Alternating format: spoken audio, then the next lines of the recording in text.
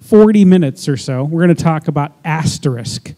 And we thought we'd bring some guy to talk about open source telephony and Asterisk who actually knows all about it. Ladies and gentlemen, please help me welcome Steve Sokol. Thank you very much.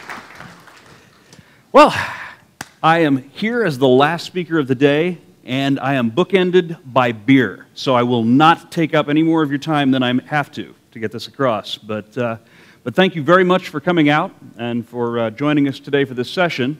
I am Steve Sokol. I'm the marketing director at Digium for the Asterisk product line, which is all of our open source custom telephony solutions stuff.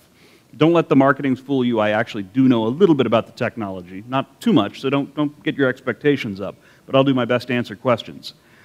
We've got a presentation that I'll walk through. If you run into thoughts, questions, etc., do not hesitate to interrupt me. Raise a hand, throw something. I'll be happy to stop and go over a point again. So, well, over the next few minutes, we're going to talk about Asterisk, and it is software, and it is a project, it is a community, it is an ecosystem, it is all the sort of things that you'd come to expect out of an active open source development environment. So I'm going to tell you a little bit about how to get started with it. It won't be the world's most in-depth technical presentation because that usually takes about a week to get somebody all the way through all the stuff that they can do with Asterisk. But you will hopefully walk out of here knowing what Asterisk is, how you can use it if you choose to use it in your business, what you need to know in order to succeed, and a few of the pitfalls that you may run into. So, Asterisk was started by this young man right here. He's not quite that young anymore, but he was when he started out. He started at Asterisk at the age of, I think, 20, while he was still a student at Auburn University. His name is Mark Spencer, and he's kind of a pioneer in open source. He actually started out doing other projects. He created a project called CHIOPS, which is an open network monitoring software that he used to see who at Auburn University was running Linux on their campus LAN. And that's actually how he met a number of the employees from the original company. He also invented something called, I guess today we call it Pigeon. Back in the day it was called Game, which is the open source instant messaging client. He was the guy that created that project. So if any of you guys are using Game or Pigeon, thank Mark.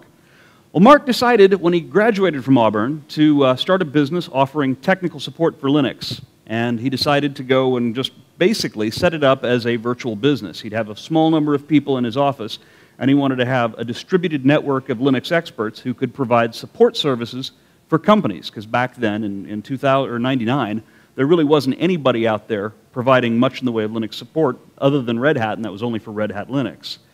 So, Mark decided to start this company, got things together, got things rolling, and decided, hey, I need a phone system for this. And he got price quotes from some of the vendors out there that do phone systems, or did them back then, and they came in with prices like close to $100,000. And this is Mark, who was working at that point out of his dorm room, and went, I can write my own phone system for less than that. And so he did. It took him probably about a year to really get the initial kernel out. He open sourced it, the world attached to it, and for the last 11, almost 12 years now, people have been contributing to Asterisk. So that's how Asterisk got started, where it comes from, and it's coming from a guy whose background was open source, really from the time he learned to program.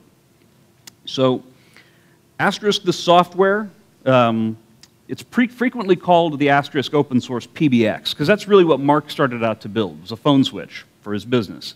Well, that's true, but that isn't the whole story. A PBX is just one of many things that you can do with Asterisk. Asterisk is really a lot more than that. But if you're looking for a PBX, don't fear. There are tons of PBX systems that are now based on Asterisk. Asterisk is the engine which underlies them. And I'll actually take you through at least two of those before the end of the presentation. So I say Asterisk is a telephony engine, and you may go, well, what is a telephony engine, Steve? What can I do with it? Well, it is the thing that handles all of the low-level details of routing data and media streams throughout phone calls, interfacing with telephony hardware, implementing VoIP protocols, and doing all of the low-level componentry that needs to be done if you're going to build a communication solution.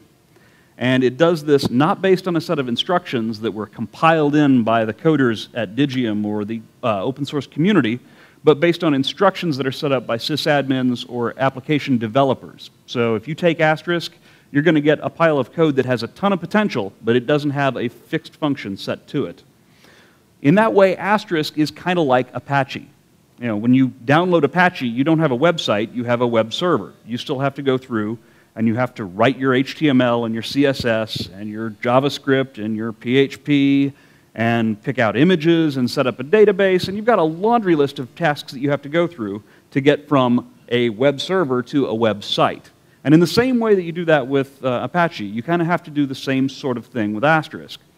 It comes with a lot of the plumbing that you're going to need, but it's still open for you to configure it how you want. So you can write an application that looks a lot like a PBX.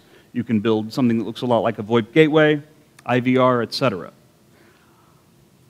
So here we've got the classic example. We've got a really basic HTML page on one side, and then on the other side you've got the equivalent sort of hello world application written in the Asterisk dialplan scripting language.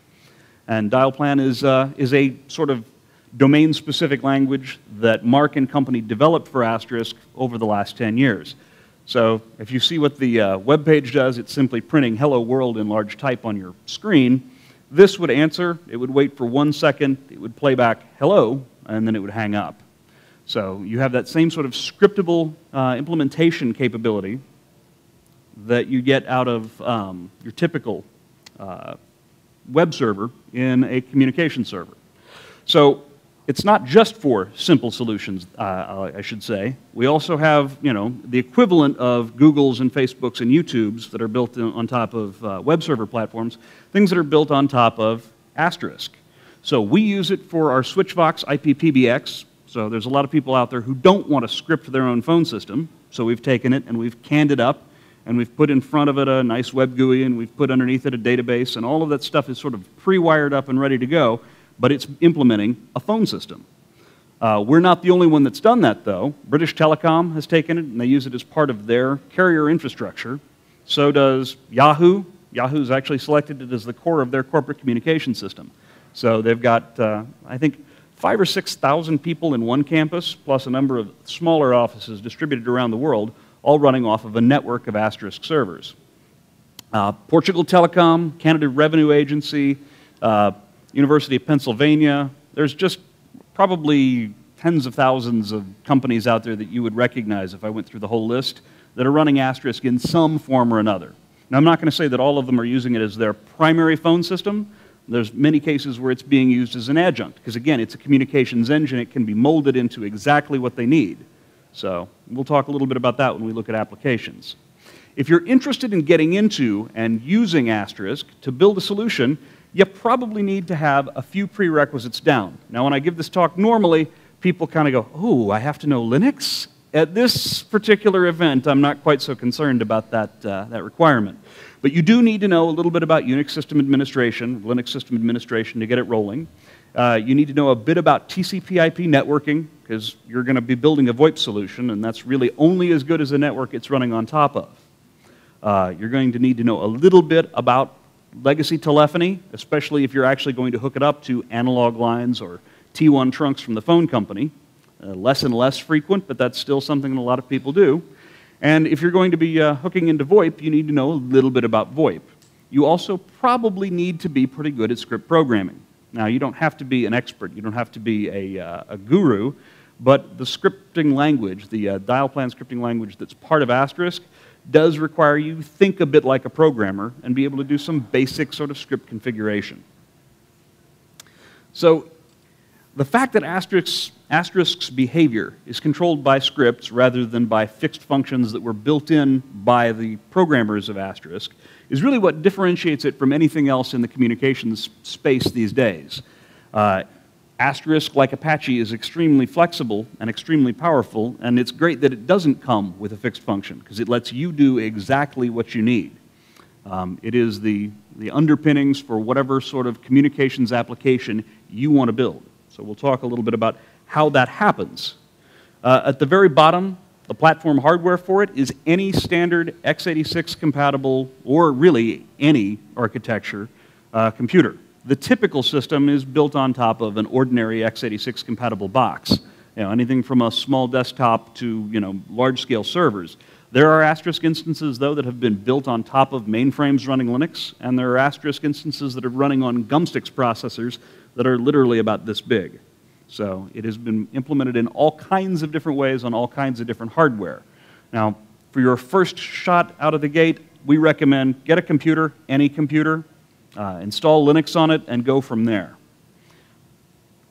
Now, in terms of the actual Linux, Asterisk will run on really any modern 2.6 series Linux kernel. It'll also run on Solaris. It'll also run on Mac OS X. In fact, I've got it running on my laptop back at the hotel. The most common commercial production implementation that you'll see is running on a fairly modern Linux system. We've got binary packages for CentOS, Red Hat Enterprise Linux. Now recently we've released them for Ubuntu and for Debian. So those are the big four that you really would probably want to run it on if you're going to build something and you really want upstream support from Digium or the Asterisk development community, just because they're going to recognize the implementation that you've got and be able to help a little bit better. Again, we're not really religious, though, about the Linux. If you really want to run it on Gen 2, hey, that's fine. If you're a fan of, I don't know, Mint, not a problem either. So Linux is pretty much our friend across the board. So once you've got a computer running Linux, then you need to actually install Asterisk. And Asterisk is a daemon. So it runs in the background all the time. On most systems, it gets started up as part of the init process, and so it's running there in the background. It's multi-threaded, so you'll wind up, if you've got multiple cores, you'll have Asterisk running across all of those cores. The more cores you have, the more things it can do at once, the better it's going to behave. So if you're looking to build a large-scale system, getting something that's got a 9 million megahertz processor isn't going to help nearly as much as getting something with a bunch of cores in it. And I've actually seen Asterisk running on a Sunbox with, I think, 128 cores. So that really helps it scale very, very broadly. Asterisk itself is written in the C programming language. So if you're looking to do any internal work in Asterisk, you'll probably need to know C. However, if you're just looking to build something out of Asterisk, I'll say you don't need to know C. It's nice. You're able to go in and look at the source code and really understand what's happening, but you don't have to have that in order to build a solution. Just like if you're an Apache developer, or pardon me, if you're developing on top of Apache, you don't have to understand all of the ins and outs of the Apache system. You need to know how to use PHP and HTML, etc. So we've tried to make it friendly for people all the way from the Uber C guru through the typical sort of script developer. So Asterisk connects up to the outside world using a series of modular channel drivers. And we've got a bunch of them within Asterisk. Right here you see Asterisk connecting up to the SIP channel. That's this first one that you probably can't quite read right there. My apologies for that. SIP is, of course, the most common VoIP, voice over IP protocol in use today. It's kind of the lingua franca of VoIP. And if you're going to connect up to service providers or if you're going to connect up to desktop hard phones, you're going to be implementing SIP. So Asterisk has a very robust, well-respected SIP implementation that really is used frequently for testing all kinds of other products that come out. So if you're looking to connect up Asterisk, SIP is your friend. But we support really a lot of different protocols. Asterisk was built to be a multi-protocol solution. So you also see we've got the EEX2 channel there. Now EEX2 is a protocol that was actually homegrown by Mark Spencer and the guys that originally created Asterisk back before the SIP standard was even really firmly set. It was really in too much flux to build a VoIP solution, so they created something that looks a whole lot like doing PSTN protocols over the internet.